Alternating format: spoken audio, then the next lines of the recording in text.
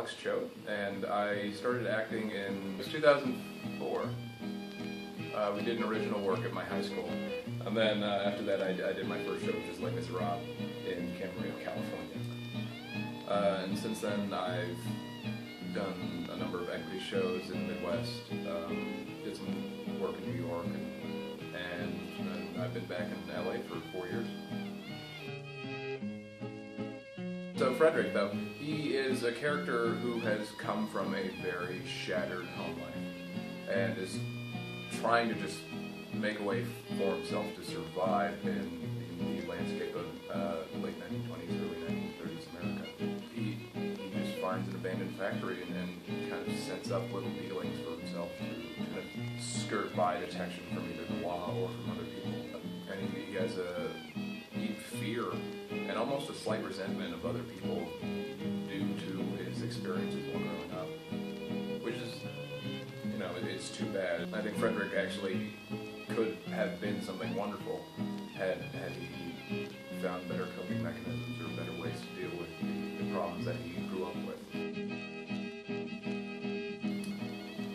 It's a really charming little story about a little boy who runs away after his parents are dead, so I don't know if it's really running away anymore, to go steal his little girlfriend away. And they try to make their way around. You know, along the way they meet these different characters, which are different potential aspects of the main boy. A wonderful group that is nurturing new art and young artists. They are striving to do the best that they can in a very professional way in order to give the work that they are trying to do the birth that it deserves and the attention that it deserves. New theater is important because it gives us a creative outlet to express how we are dealing with the world today, what is happening now. And by constantly writing about what is happening in the current time, we can then affect change for what will happen after. And I think that's important. Experience comes with age. Though if somebody's determined enough, nothing has ever stopped them. Age is really a number if you have enough drive, enough ambition, and honestly, if you have those two things, you can go out and do whatever you want to do. Sure, things will fall through, but you'll always learn and pick them up and then keep going. But that's a part of, you know, growing and learning. That is the experience element of it. It talks about just growing up and having to deal with life. You're watching, you know, the main kid who's going through this just get beaten and battered, and his life later parallels the older gentleman who he meets. And you see two very potential outcomes for who this kid could be. That's why I think it's important. It shows you that every choice you make, there are options. It gives you an option for who you can be and who you will. This play, I thoroughly enjoy it. I really enjoyed being a part of the process of it. I love the group of people that we're working with. But my favorite character is Fredrick. He'll probably be your favorite character too, because he's so charming. And he's in no way based off of me because he's charming.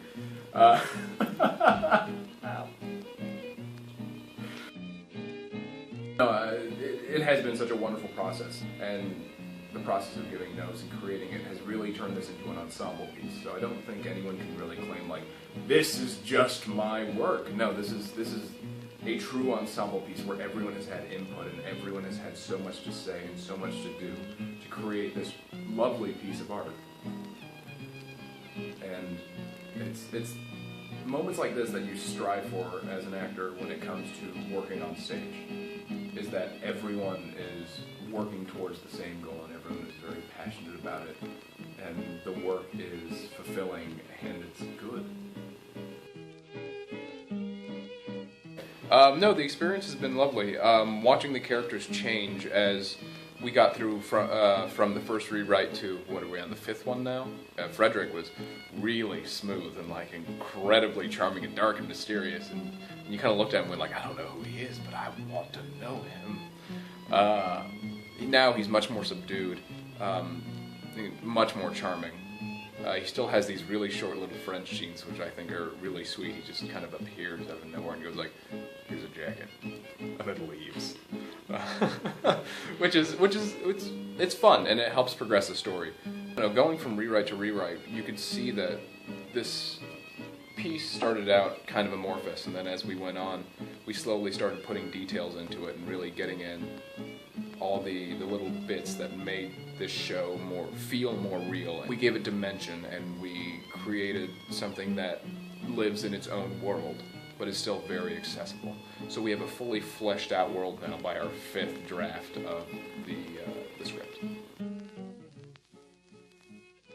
Come See a Dead Rabbit, written by Taylor Bradley, and presented by the 48 Hours Production. This was dictated by Taylor Bradley. Can somebody please save me?